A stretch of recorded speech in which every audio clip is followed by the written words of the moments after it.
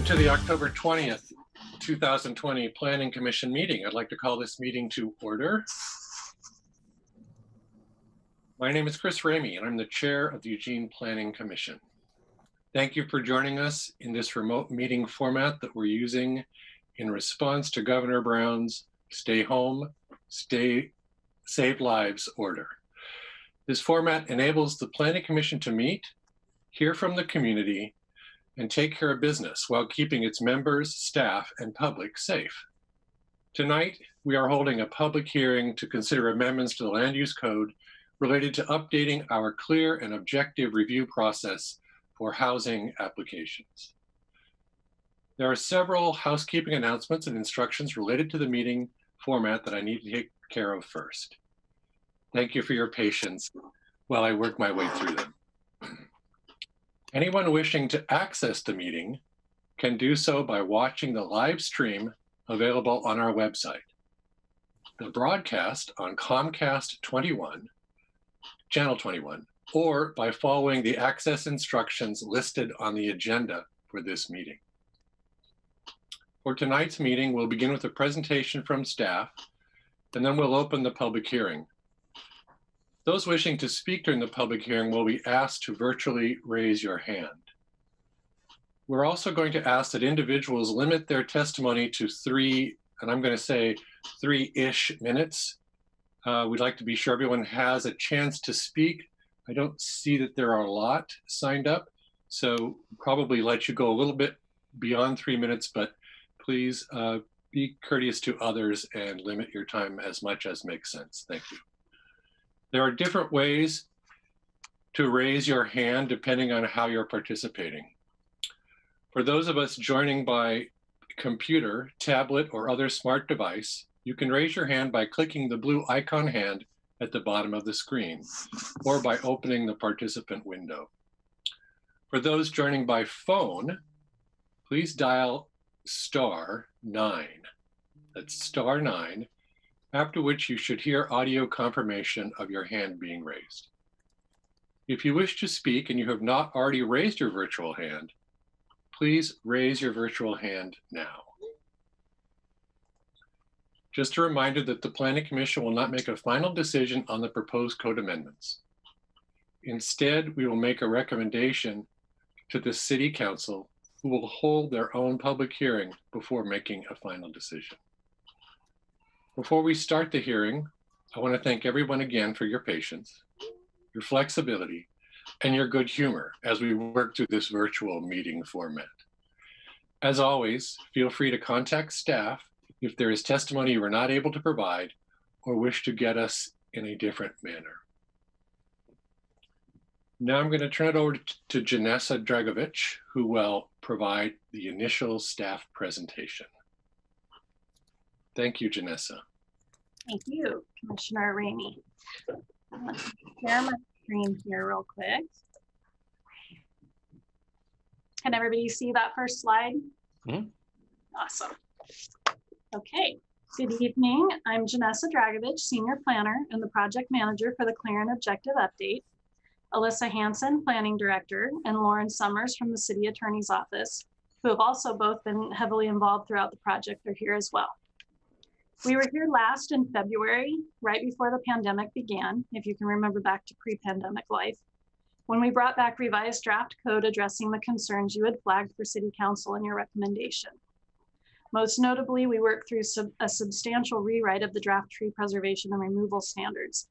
Tonight, we're here to hold the first of 2 public hearings required as part of the formal adoption process.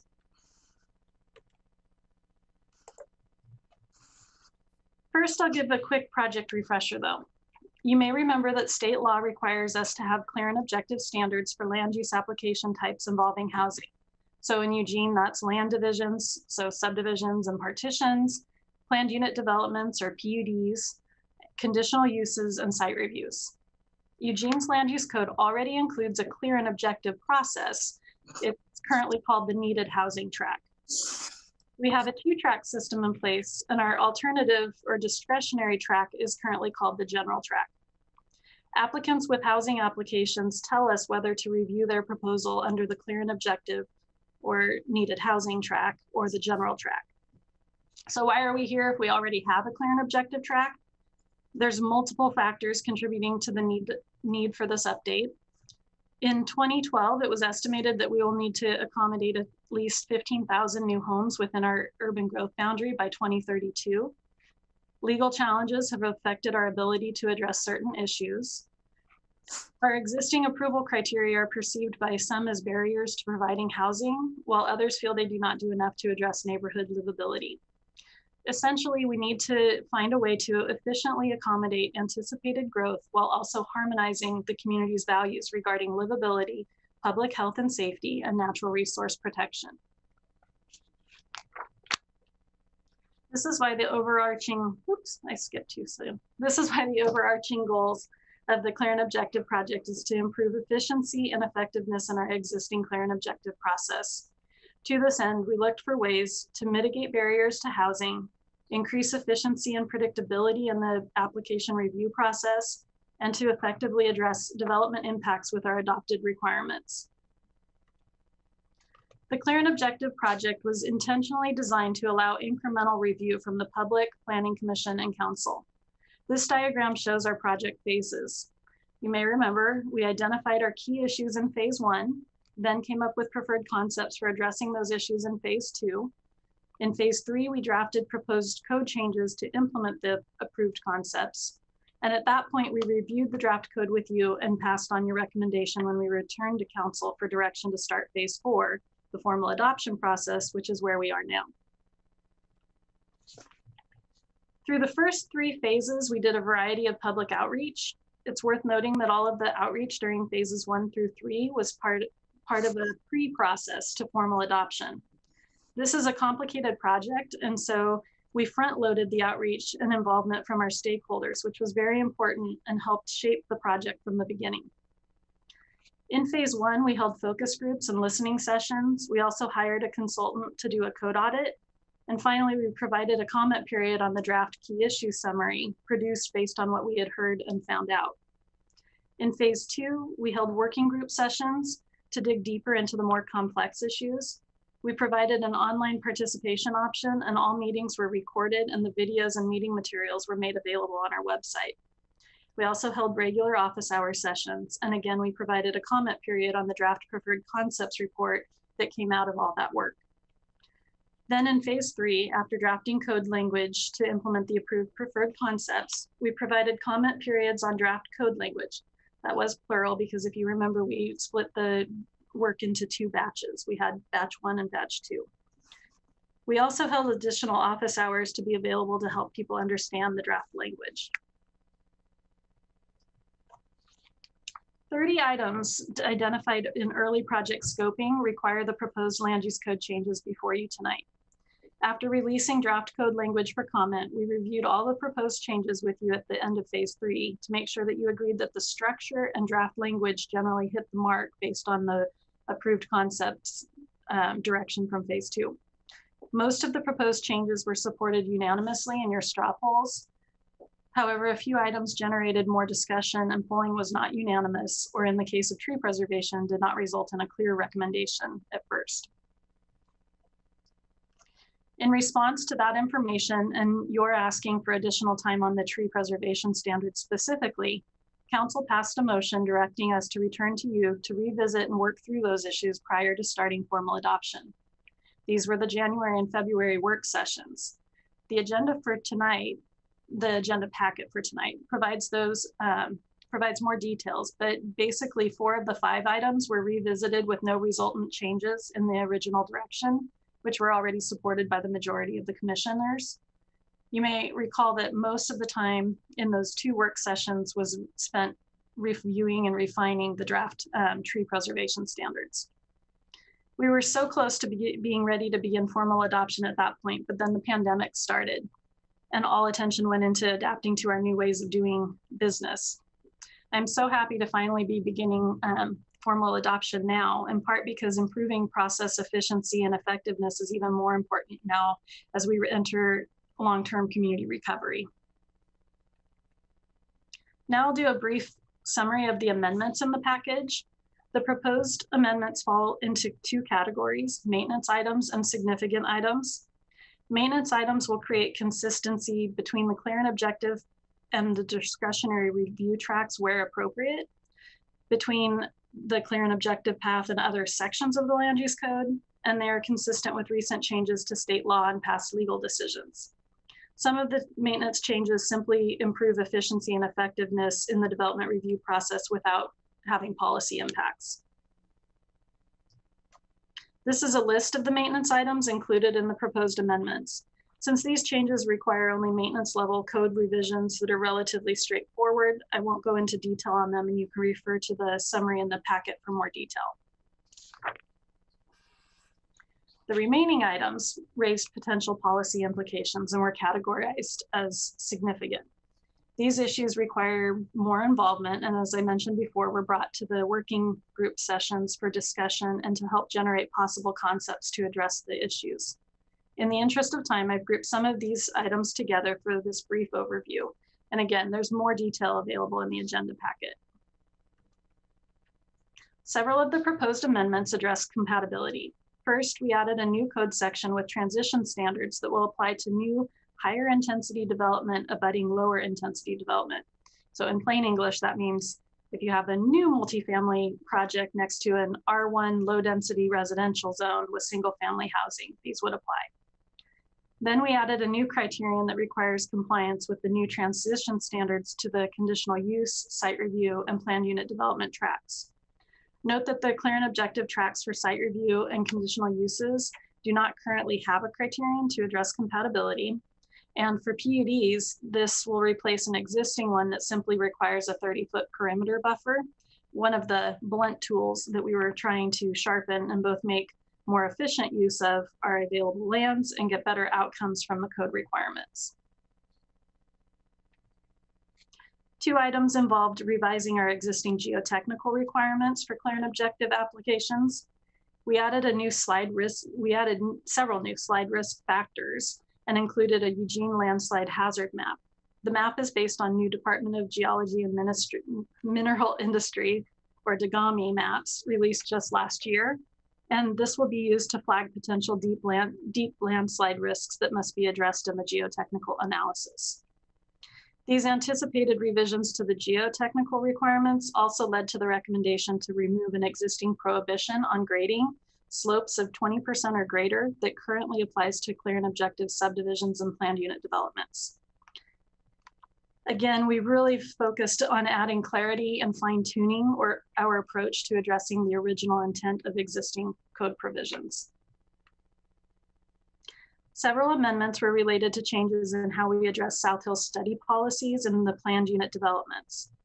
For reference, the South Hill study applies to land south of 18th Avenue and at or above 500 feet elevation.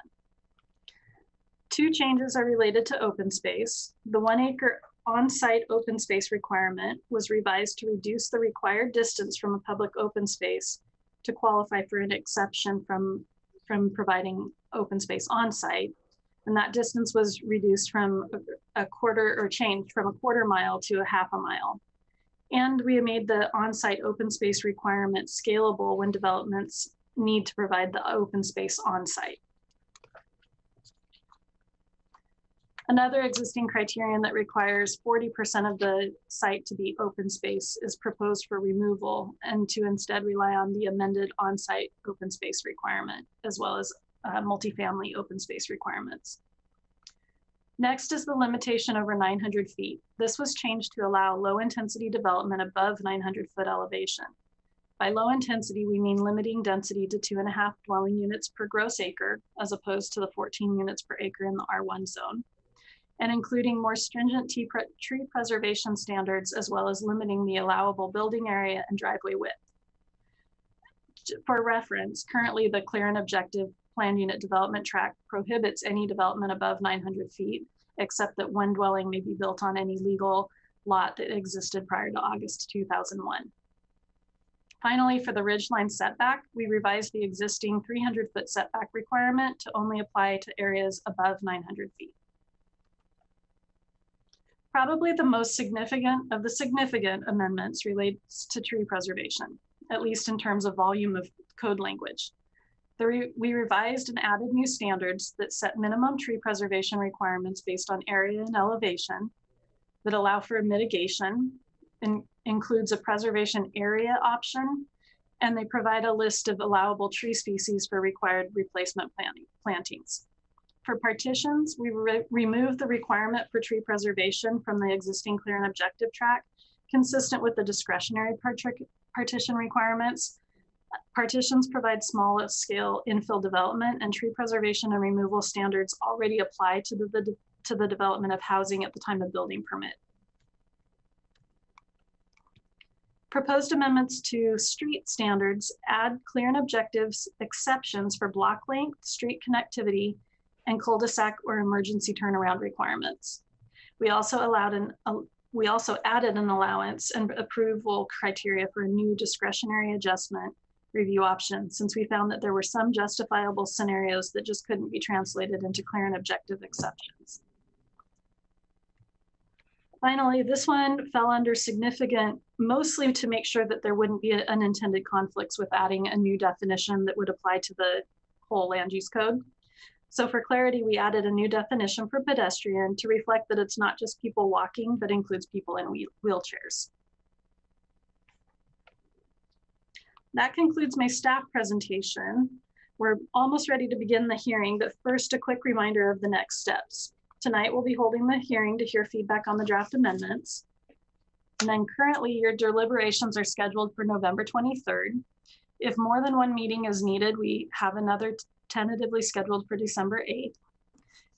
Then after that, you'll make your recommendation and we'll move on to the City Council public hearing process.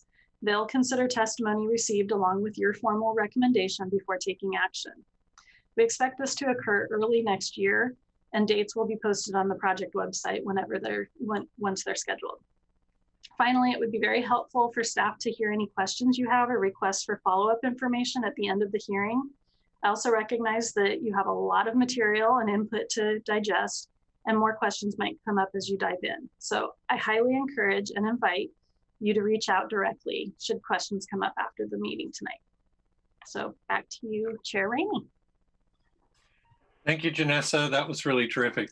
It's so difficult to summarize something like that, and you did a great job of it. So thank you very much. Thank you. I'd like to open the public hearing now.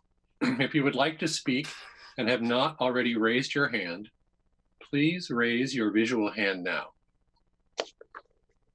Again, you can raise your hand by clicking the blue hand icon if you're on a computer, or dialing *9 if you're joining by phone.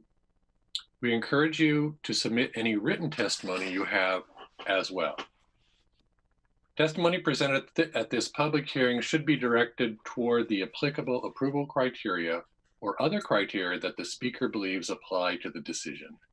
The applicable approval criteria for this proposed land use code amendment are from Eugene Code Section 9.8065, which states that a land use code amendment must be 1, consistent with applicable statewide planning goals as adopted by the Land Conservation and Development Commission. 2, consistent with applicable provisions of the comprehensive plan and applicable adopted refinement plans. And 3, in the case of establishment of a special area zone, the proposed land use code amendment must be consistent with EC 9.3020 criteria for establishment of an S special area zone. City staff will announce the first person to give testimony as well as the person next in the speaker's queue. As I mentioned in opening, we were thinking about 3 minutes as a working limit, but I don't know that we'll have more than 3 or 4 testifying. So we'll probably let you know if you're approaching that, but don't be too concerned if you run over. We'd really like to hear what you have to say, and we want to be sure that you have a chance. When it's your turn to speak, staff will unmute you. As a reminder, please begin by stating your full name and your address before beginning your testimony.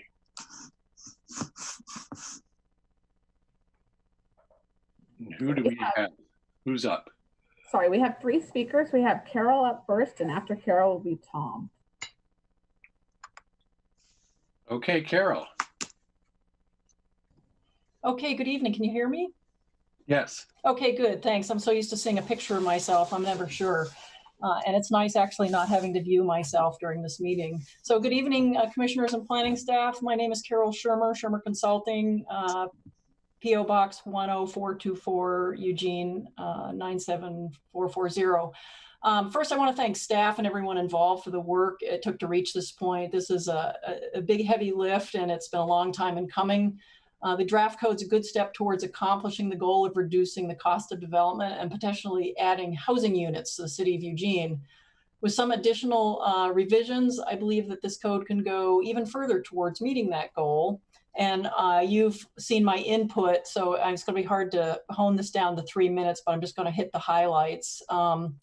And so you've seen probably, I've just said yay on a couple of those line items in the code. It's to really be supportive of those ones that were the big barriers, the 20% slopes, the 40% open space, and then the 30-foot buffer. The code items, I think, bear another look and additional conversation and maybe additional time are the transition zone, and those are found on pages 5 through 7 of your packet.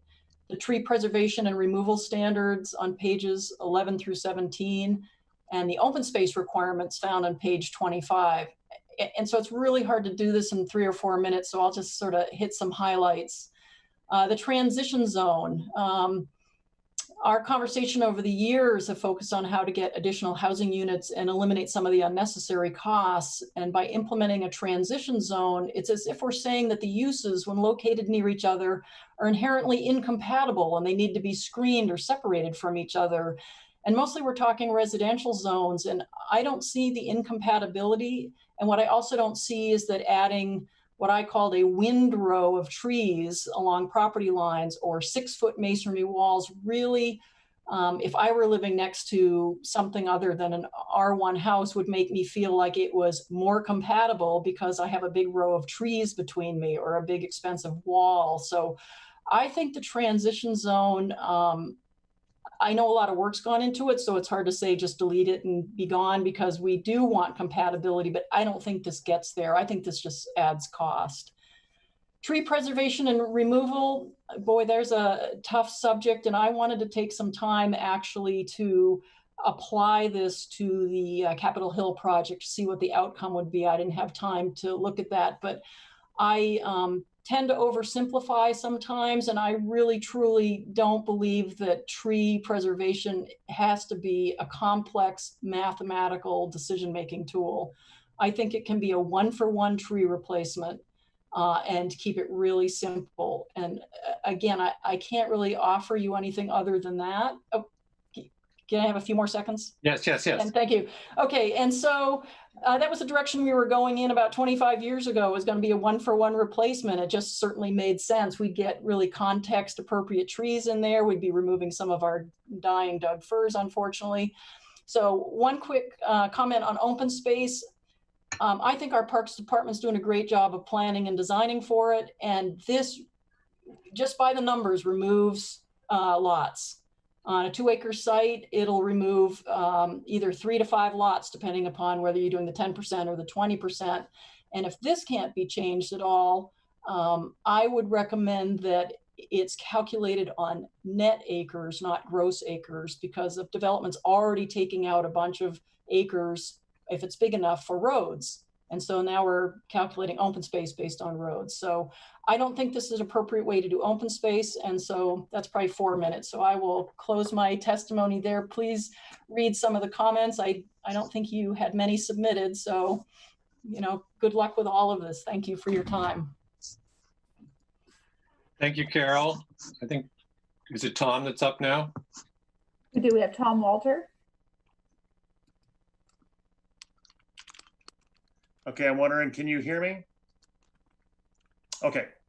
I'm not going to go into a lot of detail. I want to thank staff for grinding through the tree portion of this and coming up with something I think could be workable to guys like me who try to buy land and figure out what we can do with it.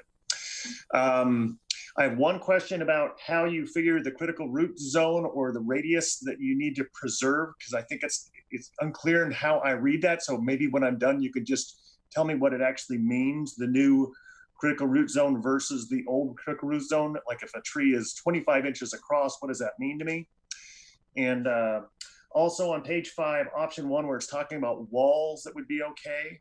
I think you need to look around the north end of Eugene. There's a lot of metal fencing with hedges used that is an excellent screen as opposed to like a masonry block wall or a cedar fence, which looks nasty in a short period of time. So metal fencing with hedges is used in Bell River Village and Crescent Meadows in every neighborhood I've ever built, and is a very effective way to, yes, at Tiffany Edwards' house, it's a very effective way to screen things and make things look beautiful. So, but the main reason that I'm testifying was to thank staff for listening to me about the issues I had with the tree ordinance, and I think they've figured out some paths that we can use. So I just want to say thank you for at least this draft. I think there's something that could work.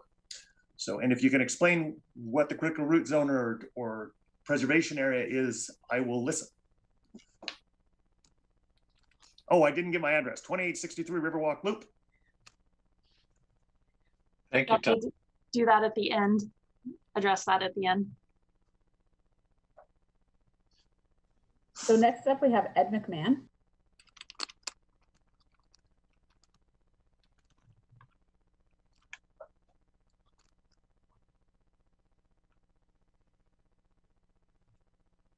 Oh, he's muted.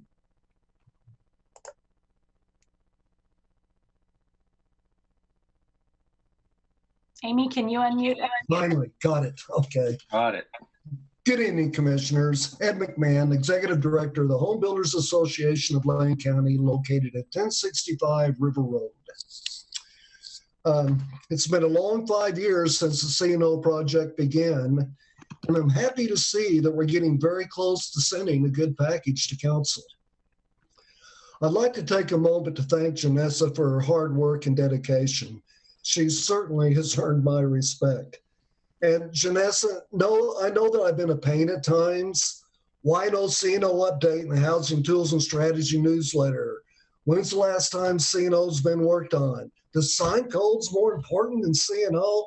And the list goes on. Just know that I appreciate your diligence. Several big items, 20% slope and others, have been removed, and others have been modified to improve the code. Now we're down to fine tuning so we can add even more clarity to the code. After a little fine tuning, I believe we will have a C&O code that will actually work for future development. You received testimony from a couple of experts. You've heard from Carol, and Renee's is in your packet. I have 3 other code experts currently reviewing the C&O, but they didn't complete their work by this evening. Do know that I will get their comments to you at least 2 weeks before your November 23rd deliberations, so you'll have that to consider. I was going to ask for a short delay, but then I see that your deliberations are 11:23, so I have plenty of time to get all of that to you. So I'm going to conclude by thanking you for your service to the community, and Janessa, outstanding job. Thank you. Thank you, Ed. Are there any others in our queue? There are no others. Okay. Find my script. Hearing no others, we will now close the public hearing. But remember that the Planning Commission will continue to consider any testimony received by 5 p.m. on November 10th when we make our recommendations to City Council. So November 10th, 5 p.m., you get your testimony in by that time, then we'll have time between that, or testimony received after that date will be provided to the City Council directly during the council public hearing process. So for us, November 10th is a good time when we can actually understand it and use it in our deliberations. At this point, Janessa, are there any staff responses to any testimony that you heard today you'd like to offer? Sure. I'd like to address Tom's, and first, thank you to Carol and Tom and Ed all for coming and talking tonight, and for the testimony that's coming in to help refine the draft code further. To Tom's question on the critical root zone, this was in response, and we had talked about this previously, the disconnect where Eugene's critical root zone currently uses a ratio of 1 or 1.5 feet to every 1 inch of diameter breast height for the tree diameter. And that is a conservative amount. It results in a pretty large critical root zone area. And so one of the things that we looked at doing, and that we worked with the urban forester office and made sure that this was supported by other jurisdictions and other professional approaches to how they determine a critical root zone. For clear and objective, we adjusted it specifically to be 1-to-1. So that means for your 25-foot or 25-inch tree example, that would be a 25-foot radius critical root zone, as opposed to 1.5 times 25 that I can't do on the fly when I'm on camera. So that was to reduce the actual critical root zone, try to make it more appropriate and not as potentially excessive. And that way the thought process was to reduce that land being untouchable, basically, because there's a limitation on how much of a critical root zone you can impact. Then I think that was the only real question that came up for me to address. So I'm ready to see if you all have questions or follow-up items for me to be prepared for.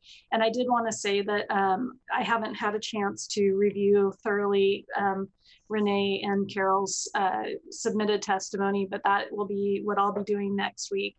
And any other testimony that comes in, I'll be thoroughly reviewing and also looking at things that I can address when we return in deliberations and come back prepared to speak about.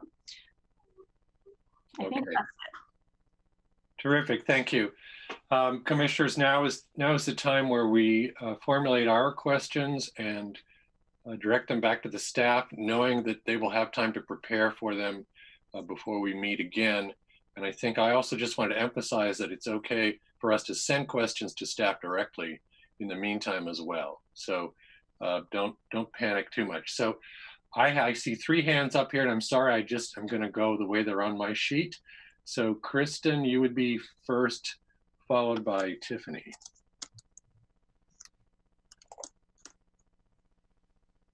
And I should say, I was going to say, I do have all of the agenda materials. If anybody wants me to throw something up on a shared screen, I can do that. Okay, so can you hear me? Yep. I'm muted, okay.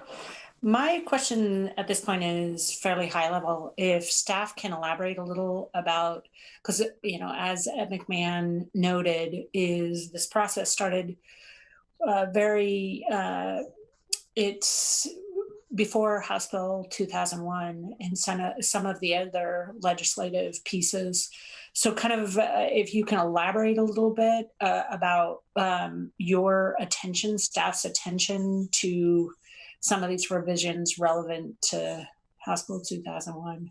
It really gets to some of, for instance, Carol Shermer, some of the comments made by the public, which has to do with, for instance, open space, transition areas, et cetera, potentially being in conflict or just questioning supporting House Bill 2001.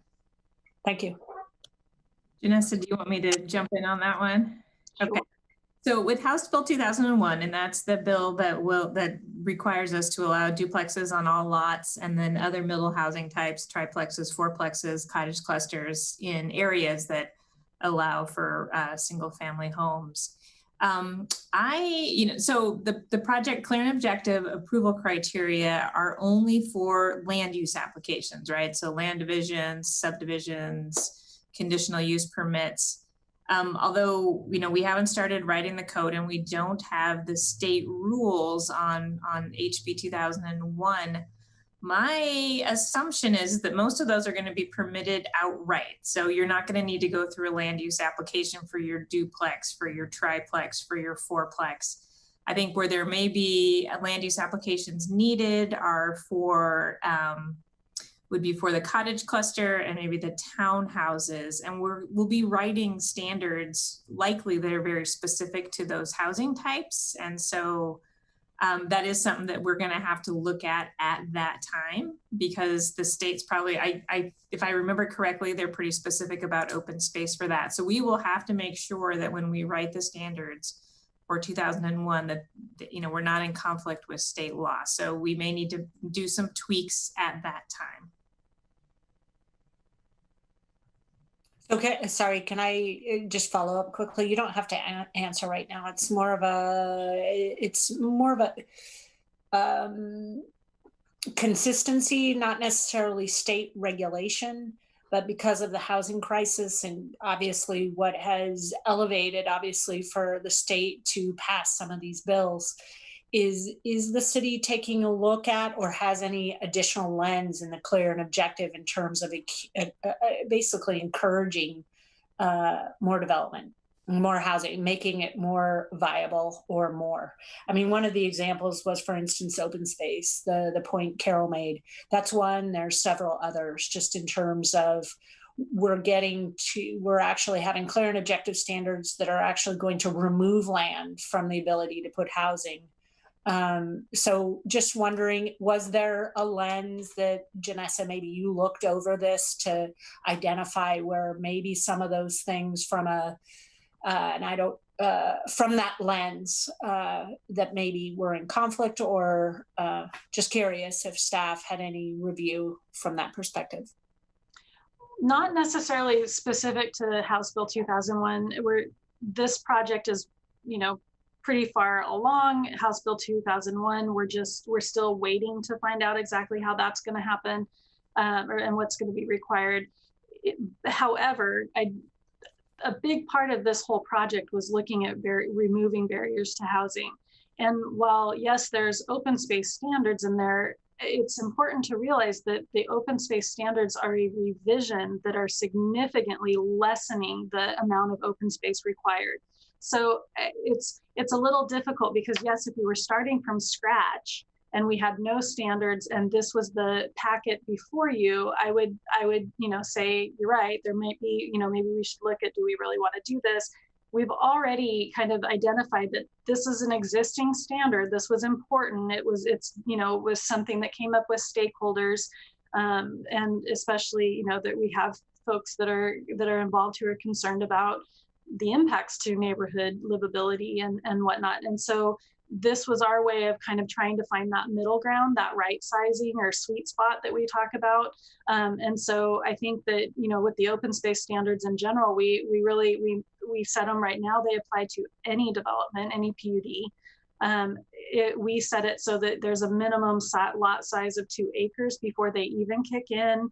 And even then there's we did the formula, which it looks complex and scary, but it was a way to have not a just immediately 1 acre, open space requirement that applies to any size beginning, development site. And so I do feel like we've made a lot of ground at making this friendlier and removing barriers to housing. So there's a lot that this package has to offer compared to the existing standards. Does that kind of get it? I mean, I definitely, I'm not quite as involved on House Bill 2001. I am following it and plugged in. I'm just not on the core group yet. But I am trying to stay tuned into that and putting it through that lens of does this affect an objective. Thank you. Janessa, that answers my question perfectly. Thanks. Okay. Can I jump in quickly to Jeremy, if I may? I would just add to what Alyssa had already said about House Bill 2001, that, if in the course of review during the formal adoption process, we come across a standard in this package that we feel isn't consistent with 2001, I think we would bring that back to you and let you know. So we can at least, make that promise. Good. Okay, I have Commissioner Edwards and then Commissioner Borowski. Thank you, Chair Ramey. I really just want to thank the folks who testified today. I know have been really involved in this process and have been extremely patient, and then obviously Janessa has been amazing through all this, but I just have to say it is incredibly helpful for those of us who are lay people when it comes to understanding all this stuff. It is so important and so helpful to hear your thoughts and comments and have them put into a context that for me at least, it lets me ask the right questions and kind of understand, having the same questions you may have. So I just want to really emphasize it's been a few years and they've been trekking along with us. And I just think that it's incredibly helpful.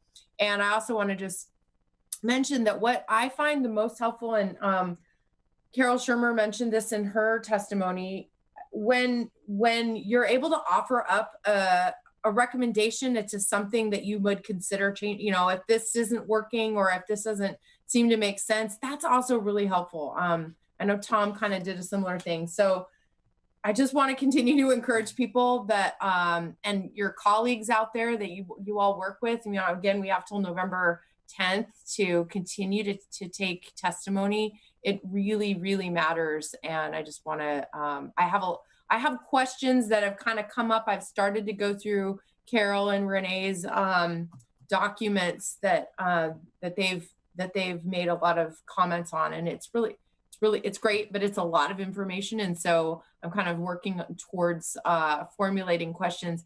My question to Janessa is, as I have those questions that might come up, is it helpful for me to just send you those via email, or is it more helpful if I don't want to copy the commission if that's not, if we don't want to do that, but I just want to know what is the best way for us to come with you with any kind of questions or ideas prior to our deliberations. Email is great. I do work in the office, so I am available a lot of times at my direct line, although I'm in a lot of meetings some of the time. So, but if you would prefer to have a conversation and talk through something, because I also realize that sometimes questions are hard to just even pinpoint what the question is. I'm more than happy to work through any of these as you're going through. That's why I say, I encourage you and invite you to contact me and reach out. This is complex. And I know Commissioner Beeson, when he came on kind of mid-project, when he came on, I reached out to him and he came in and we sat down and really went through the project. And I felt like that was super helpful, not just to him, but to me, because every time I go through and kind of think about things and stuff too, it's like, it's all good review to have happening as we take this through the final finish line. But definitely email is really a great way to throw me some questions. Let me know if you want to talk and we can coordinate a phone call. Perfect. That is exactly what I needed to know. So I appreciate that. So thank you. Okay, I have Commissioner Borowski, and then I'll put myself in for a couple of things here. Go ahead, Commissioner Borowski. Thank you. And thank you everybody for your presentation and your testimonies. For somebody who's been around this for, I guess I'm the longest serving planning commissioner right now. So Janessa mentioned that this started 5 years ago. It actually started, I think, even before 5 years ago. The direction from council came 5 years ago, but it was kind of in the works. Hey, you've got to do clear and objective if we're going to pass Envision Eugene. And for me, when I first came on the planning commission back whenever it was, in the past whenever, one of the things that the planning commission struggled with back then was transition zones. That was something that was always on the work plan. How are we going to transition from higher density to single family neighborhoods? And that has made it into this. But for me, it seems that the community this kind of gets to what Kristen was talking about. The community priorities seem to have shifted. And I think that the community priorities are shifting more to, we need to be able to build more housing inside our urban growth boundary on land that is designated for housing. I've heard that again and again.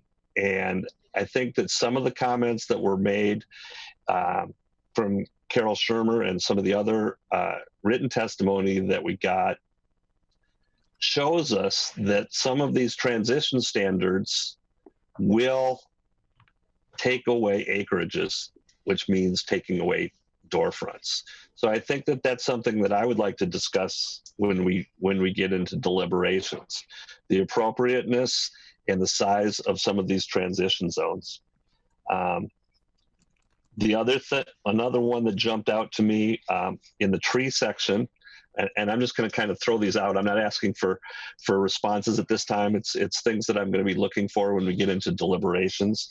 On some of the tree standards and the inventorying of the trees, you know, that's easy if it's a 3-lot parcel and each lot is 10,000 square feet or whatever to count all the trees.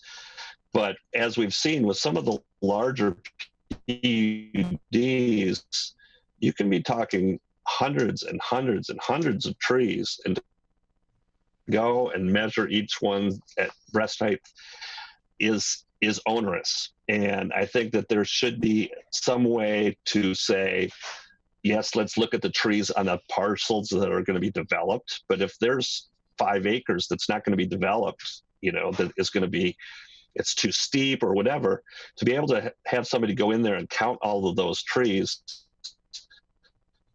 to me, that doesn't make sense. And that was one of the things that was brought up in one of the written testimonies. So that's something that I think we can look at and tweak. And then the third one is the open space. You know, I think we took a good shot at the open space, but I also think that there is also some opportunities to look at that a little bit deeper and decide what is the priority that we're looking at. Are we looking at open space that is going to significantly impact the amount of acreages that is available for dwellings? And what is our balance there? Are we at the correct balance, or do we need more? And I want to get this right. What I've said before is whenever we're writing code, I think it's really important that we get it right, because it's such a tough process to do that once it gets in there, we're not going to go back and look at this in my lifetime. At least in my lifetime on the Planning Commission, and probably in every one of the other people who's sitting on this Planning Commission right now. We're not going to open this can again. So let's make sure that we get it right as best we can. So those are some of the areas that I'm going to be looking for to make sure we've got it right and we're hitting the priorities that are in front of us today.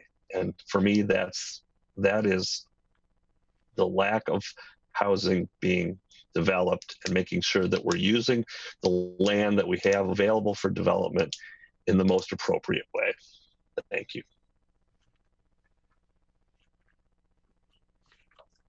Okay, I just want to put myself in the queue here just for a moment. Again, sort of echoing early commissioner comments about the value of the public testimony, the usefulness to us, the conciseness, the nature of it, what I've read so far, very helpful. And I really, really appreciate that effort. And I know it's been a long term for many of you, years and years. And I just want you to know that that is very helpful. And thank you for doing that.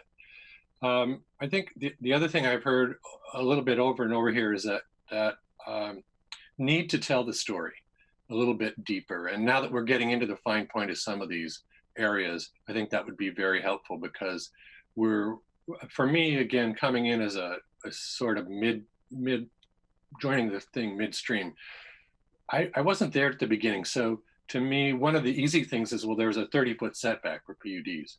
So we're changing that. So it's that, I heard that, and I've heard that in the past couple of days. What does that mean in terms of all these other questions that are coming up? So if we just left it at 30 feet, that's clear and objective, right?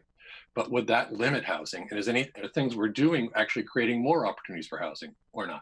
So that's just one example of kind of telling the story about how all of these things, I think transitions, trees, the open space, the geotech, I think at the end of the day, it's probably impossible, but it would be lovely if we could say, well, here's all the ways we've increased opportunities for housing. And here's some of the standards we've created, which might decrease them, but are we a net positive or not? Probably an impossible task, but there might be a way to help us get our hands around whether we're a net positive, which I think is where we want to go. I have more detailed comments that I think I've heard almost all of them mentioned already. So I will just send those to you later on. And with that, I'm looking over at other commissioners to see if there are others who would like to ask questions of Janessa or make any other sort of comment at this point. Now's your chance. Okay, Commissioner Taylor, I see your hand is up. Yeah, I hesitated. I have been involved, and I've been, no, I'll just say it, more of the dissenting voice. I'm a user of the code. I actually, overall, I think we're getting, I kind of agree with some of the comments tonight, is I think we're getting closer. I think there's more work we could do. So I will revisit some of those areas with specificity. And I think Commissioner Ramey's point is well taken. And I recognize, Janessa, you've done a phenomenal job at kind of stepping us through. It's been a long process, and I don't know what that would look like, but we do have quite a few more commissioners. So that could be helpful. And I don't know, maybe there's an effective way to kind of send it out in a written format so that we don't have to. Anyways, thinking about, I think that could be helpful, because one of them, for instance, in Renee Clough's feedback, there's some cryptic pieces if you weren't involved. For instance, the critical root zone, you can't destroy more than 15% of the critical root zone, whereas currently it's 30%, but you can't take that out of context in terms of how it's actually calculated, which is what you talked about earlier. So it's complicated what we're looking at, and some of these proposed changes, quite frankly, it becomes more, it's a little bit even more complicated in terms of how it's written in order to, I recognize some of it, the purpose is to get to clear and objective. Anyway, so I appreciate kind of the summary. I think it might help facilitate a more effective discussion during deliberations. And also, I do want to appreciate, I want to echo what Commissioner Edwards and other commissioners have said. Some of these people in the public have put in hours and hours of time over years, and just I would echo, it's really awesome to actually have that level of public involvement. So appreciate, all the time over the years, all the people that have been involved and provided and contributed to getting us here today. Thank you. Commissioner Borowski, I see your hand is up. Yeah.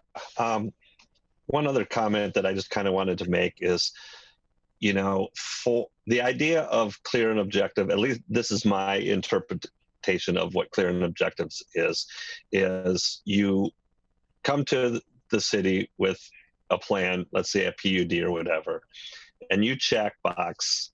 They say if you check box A, B, C, D, and E and hit these criterias, you're going to get approval.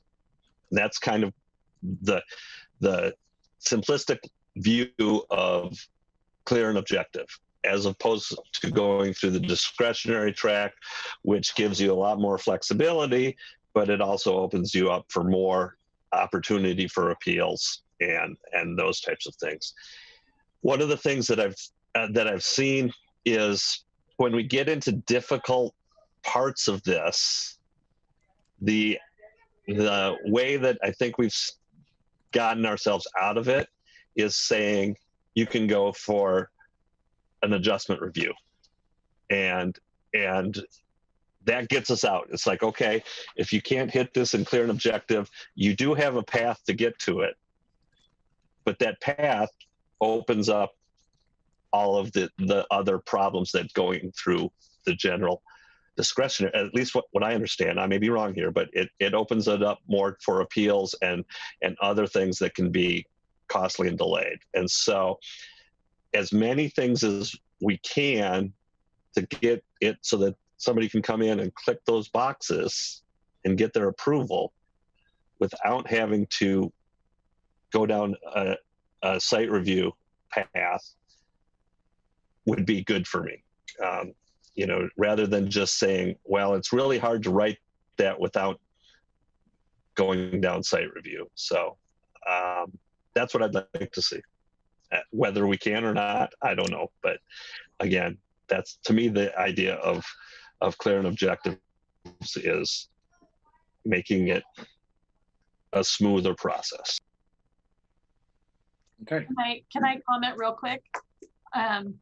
I actually am really glad, Commissioner Borofsky, that you brought that up after Commissioner Taylor spoke. I was going to point out again the difference between the two tracks, because that is something that's confusing, and especially for newer members of the Planning Commission who are less familiar with our land use code. That is a good point, Commissioner Borofsky, that the clear and objective track is supposed to be predictable. It is supposed to be more of that kind of, the requirements should be very clear and very easy to understand how you meet them. And then if you check all your boxes, you get approval. It still could be appealed, but it's harder to, when the criteria are clear and objective, it's easier to show that you met them, and harder to say that a proposal doesn't. So even though that you can still be appealed, it's a different appeal process and probably less challenging. But I did want to point out that it is the task of trying to create a completely clear and objective process or set of standards to address some very intangible, values and goals for the community is challenging. And that's why we've kind of have almost like a third path that you can go. Kind of straight clear and objective is kind of like probably anybody's dream. That's what Tom wants, is that he wants to be able to come in and do an application and not have to do any adjustments, anything discretionary, keep it clean and simple and know what to expect and be able to develop. Then we've got the discretionary track that is much more flexible, but it does have discretionary criteria. And so you can be more creative. You may be able to be more creative, more flexible, but it's a little more challenging to get through. And then we kind of have what's coming out of this package is a bit of a hybrid, in the sense that we did add, like for the street standards, the modifications to those, there are some discretionary exceptions that are allowable under the discretionary process, but not to the clear and objective. And we're trying to do that as best we can with clear and objective exceptions, and only reach to the adjustment review option as a way to create a path so that you could get a limited amount of flexibility in a discretionary review process that you're opting into. We don't force, we're not, dictating that they choose that, but if they want the exceptions, they can go that route. And then that way it's not an automatic kicking you out of the rest of the clear and objective track, just because there's one little thing that doesn't work for you and you need an adjustment. So it is really, there's a lot going on here, but I do feel like everything that we've gone through and the recommendations that we've put forward in the draft code we've put together, we have really tried to create both certainty and kind of predictability through a clear and objective way to address all of those concerns and get good outcomes, as well as building in a little bit of that kind of relief valve option through an adjustment review possibility where appropriate. Okay. In case that helps a little. Commissioner Frankel, I have you, and then followed by Commissioner Taylor. Great, thank you. So yeah, I wanted to thank staff and Janessa for all of your work on this. I think I remember probably one of my first meetings was around some of this, and This has been going on for a long time. And so I actually am excited that we are getting to see the completion of such a historic piece of work for our city. One of the things that I wanted to reflect on was something that Commissioner Borofsky touched on, which is that there has been a change of sentiment in our community about the fact that we need to really evaluate the amount of buildable lands that we have for housing. And there has been a significant shift towards really prioritizing that. But there was also a significant amount of input throughout all those phases that you described. And you talked about how this process is balancing values that our community expressed in that process with the need to create more space for building doors. So I'm wondering if when we come back together, you could summarize or provide some type of brief overview of all of that rich public input that was given. And I do remember that we looked through a variety of documents, and it really did come down to some very specific things.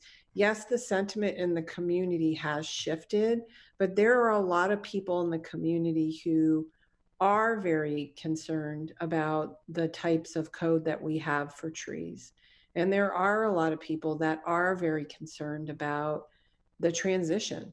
And so I would like for us to have an opportunity to approach this in the way that Janessa described, which we are trying to balance the critical need for housing in our community, but we're also trying to balance some of the other things that the community has communicated to us in a very lengthy process. Thank you. Commissioner Taylor. Thank you. I actually forgot I had my hand up. I think Janessa did a good job. I just want to, Commissioner Borofsky had called it site review. Site review's it's adjustment review, but just because the public's listening, so Janessa clarified that. Adjustment review, I think with that context, I think it's important to review with that context, because it does, rather than kicking you out, like Janessa said, out of an entire clear and objective process, like if you're going through PUD or clear and objective, you can't meet them, it's going to kick you out to a discretionary general PUD criteria. It's discrete. So adjustment review, you can just adjust one thing, one element. So it's a discrete a discretionary process that actually allows, quite frankly, some design flexibility without bringing that discretion to the entire development. So thanks, that was a great explanation. Okay, terrific. I know there's a couple of commissioners have not spoken. I know there'll be other opportunities for you all to send in your questions. And of course, we'll be meeting at least once, perhaps more. We have 2 scheduled meetings. But if there's anything, I guess I should say it the other way around. If there's not anything else, I'm going to suggest that we finish our work this evening and that I close the meeting. I don't see anybody else's hands up. Are there any items from staff that we should run by quickly here, or should I just close the meeting? Nothing. Okay, terrific. So thank you all for your time. A very efficient meeting. I'm sure it's due to Ken and myself's wonderful partnership in leading this august group, which of course none would happen without the script. Nothing would happen without the script. So thanks to the staff, and we'll see you all in a week, correct? Yes, see you all in a week. All right, take care. Bye. Monday. Hey, Commissioner Ramey, nobody can tell you have a script. You don't even have to admit you have a script. So you can move forward and just sound brilliant. With, I want to be sure that the people who are actually brilliant get credit for being brilliant. Oh, okay. Okay, great. Good night, all.